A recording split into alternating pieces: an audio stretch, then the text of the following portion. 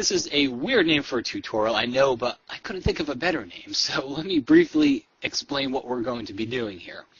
First off, you may or may not know that Lightroom has been renamed to Photoshop Lightroom, so it's in that Photoshop family, and that means we'll be doing tutorials on it inside the NAT member website here. One of the things I want to show you here is how you can leverage Lightroom to do things that maybe you couldn't do inside of Photoshop, and one of them is changing the white balance of JPEG photos. So let's say you shoot in JPEG now, or you used to shoot JPEGs, and you've got a bunch of photos that are shot with the wrong white balance. We all know with Camera Raw, if we shoot in RAW, we can open that RAW photo up in Adobe Camera Raw, and we can change the white balance after the fact to whatever we want. However, you can't open a JPEG inside of Camera Raw, so what you can do is import them into Lightroom. Just go under File, Import, and import your JPEGs, and you see what I have here. I've got one photo, and if you look at the name .cr2, this is the RAW photo. The one right next to it, I just opened this up inside of Camera Raw in Photoshop, and I saved it out as a JPEG, and then I got this photo.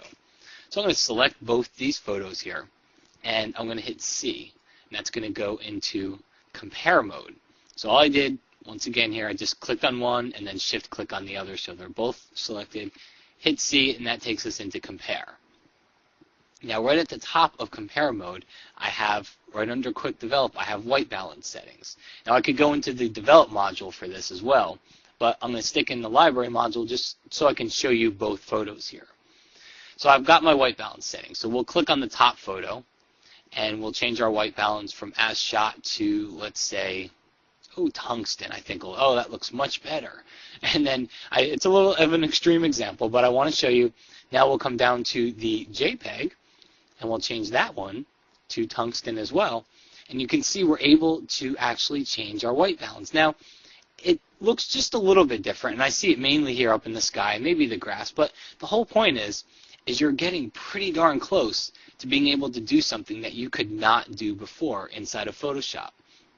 Okay, so if you decide after the fact, let's go back to as shot, and if you decide after the fact that you want to change your JPEG white balance to whatever it was before to, let's say, maybe cloudy, you can do that right here inside of Lightroom. So it's just giving you kind of the ability to do something that you couldn't have done inside of Photoshop. You just can't open up a JPEG in Camera Raw. It won't happen. So once you take that shot, you think you might be stuck with that white balance, but if you can import your photos into Lightroom and you can use the white balance settings in here, you can get pretty close to what you could have expected with a regular RAW photo. So have fun with it, and as always, one of the things that I always like to say is try to get this right in the camera the first time. It's always better whether you're shooting JPEG or RAW or whatever.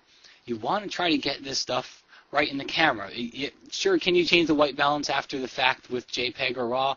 Well, you can here in Lightroom and mostly for Camera Raw as well, but it's so much easier if you just do it right before you take the shot. So hope you guys enjoyed, and I'll see you again next week.